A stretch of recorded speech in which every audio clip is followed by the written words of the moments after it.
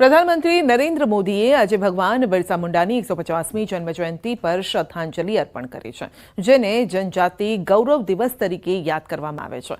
PM મોદીએ social media platform x પર post કરી ભગવાન બિરસા મુંડાને શ્રદ્ધાંજલિ અર્પણ કરી. એક્સ પર એક પોસ્ટમાં લખ્યું છે કે ભગવાન બિરસા મુંડાજીએ માતૃભૂમિના સન્માન અને ગૌરવની રક્ષા માટે પોતાનું સર્વસ્વ બલિદાન દીધું અને તેમની જન્મજયંતિ આદિવાસી ગૌરવ દિવસના શુભ અવસર પર તેમને કોટી કોટી વંદન.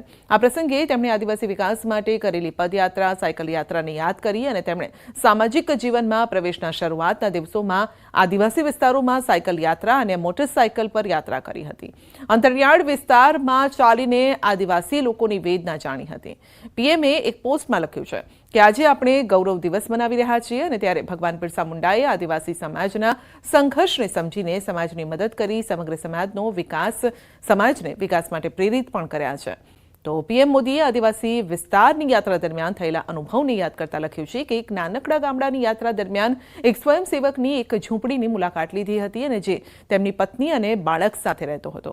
ગરીબ પરિવારે ભૂખ્યા રહેલા બાળક માટેનું દૂધ નરેન્દ્ર મોદીને આપી દીધું હતું, પરંતુ પીએમ મોદી બાળકને નિહાળી અને સમજી ગયા હતા અને એટલે નરેન્દ્ર મોદીએ પાણી સાથે રોટલી આરોગી અને દૂધ બાળક માટે રાખ્યું હતું, જેથી જોઈ અને બાળક દોડતું આવ્યું અને દૂધ તે આરોગી ગયું હતું. આ દ્રશ્યો નિહાળી નરેન્દ્ર મોદીની આંખમાં આંસુ આવી ગયા અને આ જ ક્ષણે મોદીને ભારત દેશમાં ગરીબી અને ભૂખમરો હોવાની હકીકતનો અહેસાસ થયો.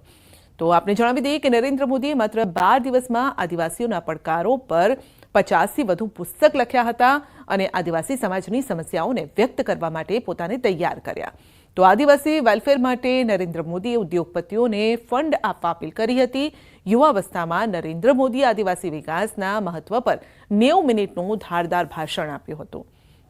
રસપ્રદ પ્રવચન નથી, બધાના દિલ જીતી લીધા હતા પ્રવચનથી અને વેપારીઓએ તો દાનમાં આપવા બ્લેન્ક ચેક આપવાની પણ ઓફર કરી હતી.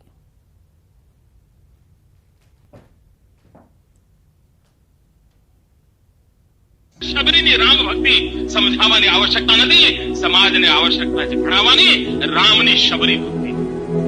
અરે રામની અંદર પણ શબરી ભક્તિ હતી. એને સમાજની છેવાડાની આ વ્યક્તિ કોઈક ખૂણામાં બેઠી હતી, પગે ચાલીને રામજીએ શબરીના ઘરે જવાનો વિચાર કર્યો હતો. એના જૂઠા બોર છે ખબર હતી, પરંતુ રામની શબરી માટેની ભક્તિ હતી કે એણે સમાજ શાસ્ત્રનું નિર્માણ કર્યું અને શબરીને પોતાની ગણી અને એના જૂઠા પેર ખાઈને પોતાના જીવનનો સંતોષ માન્યો હતો. ઊંચ નીચના ભેદ વચ્ચે જીવનારા સમાજને, જૂથના ભાવ વચ્ચે જીવનારના સમાજને શબરીની રામ ભક્તિ ભણાવવાની આવશ્યકતા નથી, રામની શબરી ભક્તિની ભણાવવાની આવશ્યકતા છે. શબરીની રામ ભક્તિ 7.5 करोड़ हमारे नौजवान इस देश में आज बेकार हैं. उन्हें कोई नौकरी नहीं है, न स्वतंत्र व्यवसाय या खेती की सुविधा है. आरोग्य के क्षेत्र में भी हमारी बड़ी दुर्दशा. अभी royal Commonwealth survey of line इसका एक रिपोर्ट आया है. कुछ दिन पहले आपने अखबार में पढ़ा होगा. RCSP का उन्होंने कहा है कि देश के अंदर प्रति 13 मिनट में एक बालक अपनी ज्योति गंवा देता है, वो अंध हो जाता है. मैं ये प्रवचन करने के लिए खड़ा हो गया और तय दूंगा उस समय तक में शायद इस देश के 4 या 5 बालक ऐसे होंगे जो अंधे हो चुके होंगे. यानी 38 साल की हमारी ये जो हमारी जो यात्रा रही विकास यात्रा की. બુલેટિનમાં આગળ વધીશું નાનકડા બ્રેક બાદ.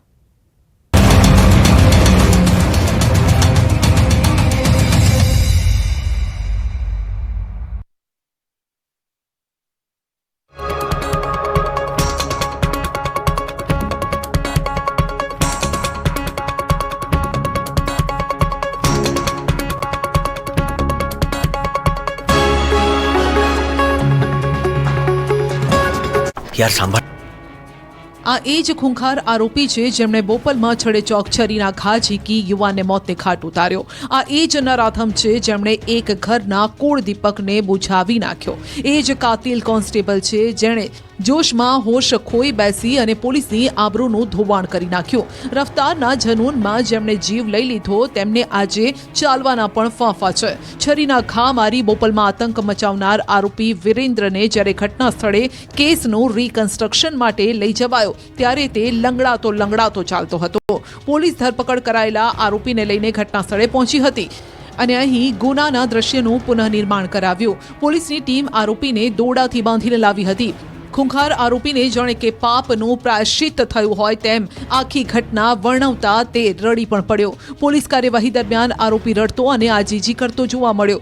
નોંધનીય છે કે હત્યાના આરોપી વિરેન્દ્રસિંહની 13 નવેમ્બરે પંજાબની સંગરૂરથી ધરપકડ કરાઈ છે. આ કેસમાં વધુ એક વળાંક આવ્યો છે કે તેની કારમાં બીજી પણ એક વ્યક્તિ હતી.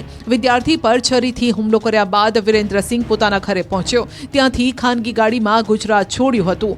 સૌપ્રથમ ટ્રાવેલ્સ અને ત્યારબાદ બે ગાડી બદલી પંજાબ પહોંચ્યો. જ્યારે કે તેની પાસે રહેલી છરી રસ્તામાં અવાવરૂ જગ્યાએ તેણે નાખી દીધી હતી અને ઘરે ગાડી પાર્ક કરી અને તે ત્યાંથી ફરાર થઈ ગયો હતો. વિદ્યાર્થી પ્રિયાંશુ સાથે હત્યા પહેલા થયેલી માથાકૂટના સીસીટીવી પણ સામે આવ્યા છે.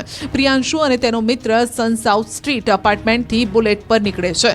તુરત જ બુલેટ ટર્નમાં ધીમો પડે છે. સામેથી હેરિયર કાર આવે છે. આ સમયે કાર ચાલક એ ધીરે ચલાવ કહીને બંને મિત્રો આગળ નીકળી જાય છે. હેરિયર ચાલક યુ ટર્ન લઈ અને તેનો પીછો કરે છે. જેની ગણતરીના સેકન્ડોમાં જ કાર ચાલક બુલેટને રોકીને પ્રિયાંશુ પર છરીથી હુમલો કરે છે. સીસીટીવી ફૂટેજના બીજા એંગલમાં જોઈ શકાય છે કે બુલેટ જ્યારે ટર્ન લે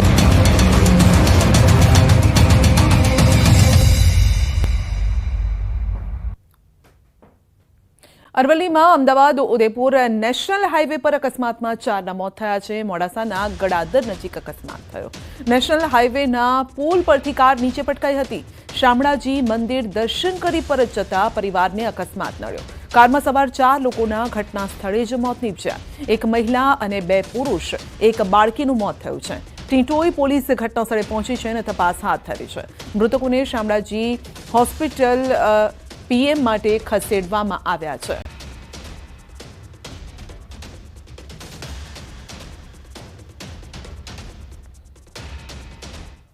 એવું કહેવાય છે કે જ્યાં અન્નનો ટુકડો ત્યાં હરી ઢુકડો. આ કહેવતને સાર્થક કરી છે સુરતના ઉદ્યોગપતિ મનસુખભાઈ ભાલાળાએ. જૂનાગઢ ગિરનારની લીલી પરિક્રમા ખાતે છેલ્લા 26 વર્ષથી તેઓ રોજના 50,000 યાત્રિકોને ભોજન કરાવે છે. ભાવિકોને આ વિશેષ અન્ન ક્ષેત્રમાં ગરમાગરમ ભોજન પીરસવામાં આવે છે. બોરદેવી મંદિરે ખાતેના અન્ન ક્ષેત્રમાં બુંદી, ગાંઠિયા, પૂરી, રોટલી, શાક, દાળ ભાત, મોહનથાળ સહિતના વ્યંજન પીરસવામાં આવે છે. મનસુખભાઈએ જણાવ્યું છે કે તેઓ 500 લોકોની ટીમ લઈને અહીં આવે છે અને 100 જેટલા રસોઈયાઓનો પણ તેમાં સમાવેશ છે. અન્ન ક્ષેત્રનું સંચાલન કરનાર 300 જેટલા લોકોનું ગ્રુપ છે જે બધા સુખી સંપન્ન પરિવારમાંથી આવે છે અને તેમાંથી ડાયમંડના વેપારી, ઉદ્યોગપતિ, બિલ્ડર વગેરેનો સમાવેશ થાય છે. આ બધા સુરતના રહેવાસી છે.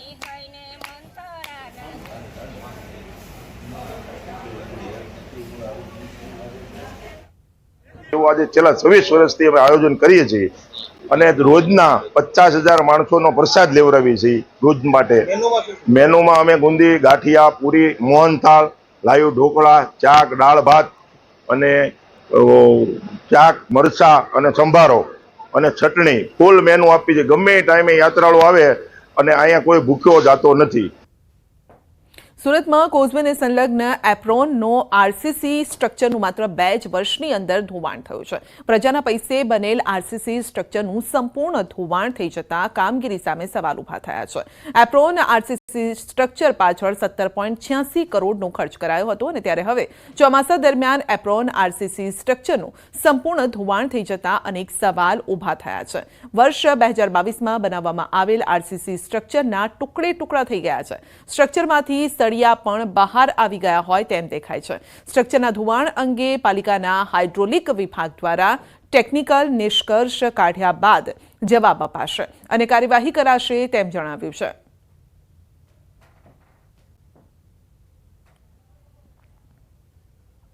સામાન્ય રીતે જો કોઈ માણસ હત્યા કરે તો તેને આજીવન કેદ અથવા તો ફાંસીની સજા થતી હોય છે, પરંતુ સુરતમાં એક માનવભક્ષી દીપડાને આજીવન કેદની સજા થઈ છે. સુરત જિલ્લાના માંડવીથી પકડાયેલ માનવભક્ષી દીપડો ઝંખવાવમાં રિહેબિલિટેશન સેન્ટરમાં પ્રથમ કેદી બન્યો છે અને હવે તે એક કેદી તરીકે પોતાનું બાકીનું જીવન પસાર કરશે. પ્રથમવાર દક્ષિણ ગુજરાતમાં સુરત જિલ્લાના ઝંખવાવમાં હિંસક પ્રાણીઓ માટે 1.50 કરોડના ખર્ચે પુનર્વસન કેન્દ્ર તૈયાર કરાયું છે અને આ પુનર્વસન કેન્દ્રમાં હાલ માંડવીમાં પકડાયેલ દીપડો પ્રથમ કેદી બન્યો છે અને આ દીપડાએ દિવાળીના તહેવાર સમયે માંડવીના ઉશ્કેર રામકુંડ ખાતે 7 વર્ષીય બાળક પર હુમલો કર્યો હતો અને જેમાં બાળકનું મોત થયું હતું, જ્યારે કે ભવિષ્યને ધ્યાનમાં રાખીને માંડવીમાં જ બીજું રિહેબિલિટેશન સેન્ટર બનાવવા માટે તજવીજ હાથ ધરાઈ છે. તો જગ્યા ફાઇનલ કરી દેવામાં આવી છે અને અહીંયા પણ 10 દીપડાને રાખી શકાય તેટલી કેપેસિટીનું આ સેન્ટર બનાવાશે.